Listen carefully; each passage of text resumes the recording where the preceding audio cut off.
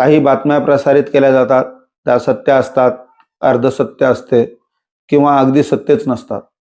तर त्या चॅनलवर जर आपण एखादी गोष्ट बोलतो, ते बोलण्या अगोदर त्याची सत्यता पडताळणी व्हायला पाहिजे. या चॅनल संपादकांनी हा विचार करायला पाहिजेत, की आपल्या वाच्यतेमुळे, आपल्या बोलण्यामुळे कोणाची बदनामी होते का? कोणाची बरबादी होते का? नमस्कार मंडळी, मी शिवाजीराव नागरे. मी आपल्या चॅनलवर आज प्रथम दर्शनी आपल्या सर्व जनतेला एक आवाहन करण्यासाठी आलेलो आहोत, की आता कितीतरी यूट्यूब चॅनल निघालेले आहेत. या यूट्यूब चॅनल आधारे काही बातम्या प्रसारित केल्या जातात, त्या सत्य असतात, अर्धसत्य असते किंवा अगदी सत्यच नसतात. परंतु जर आपण एक चॅनल असेल, तर त्या चॅनलवर जर आपण एखादी गोष्ट बोलतो, ते बोलण्या अगोदर त्याची सत्यता पडताळणी व्हायला पाहिजे. आणि ती सत्यता पडताळणी करण्याकरता चॅनल बनवायच्या अगोदर प्रत्येक ह्या चॅनल संपादकांनी हा विचार करायला पाहिजेत, की आपल्या वाच्यतेमुळे, आपल्या बोलण्यामुळे कोणाची बदनामी होते का? कोणाची बरबादी होते का? कुठे जातीय भेद ते निर्माण होते का? कोणाच्या विरोधात आपली भाषा ही तयार होते का? आपण कोणाला टार्गेट करतो का? या सर्व गोष्टीचा विचार करायला पाहिजे. आणि चॅनल बनवायच्या अगोदर आपण सर्वात महत्त्वाचा मुद्दा, की आपले जेवढे सभासद आहेत, जेवढं आपलं न्यूज चॅनल आपल्याला वाढवायचं, प्रकाशित केल्यानंतर आपल्याला ते पब्लिश करायचं, लोकांना दाखवायचं.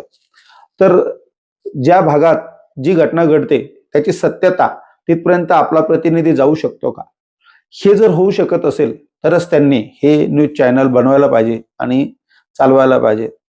तर मी माझ्या पर्सनल चॅनलवरून आपणास माहिती सांगत आहे, की मी एक यूट्यूब चॅनल सुरू करत आहे व आपल्या जनतेला सत्यता, अगदी कुठलाही जातीवाद किंवा कुठल्याही कोणाच्या भावना दुखणार नाही, कोणाचीही खोटी माहिती आपल्या चॅनलकडून जाणार नाही. आणि देशात आपल्या बोलण्यामुळं किंवा आपल्या चॅनलमुळं कोणतेही सरकारवर अप्रत्यक्षरित्या टीका, प्रचार, कोणताही पुरावा नसताना काही बोललं जाणार नाही. माझे चॅनलवाल्यांना एक विनंती आहे, की आपण आपल्या बोलण्यामुळे कोणाचाही असो अपप्रचार होईल, त्याची बदनामी होईल, या पद्धतीने बोलू नका. हे एक चॅनल आहे, आपल्याला लाखो लोक पाहणार आहे.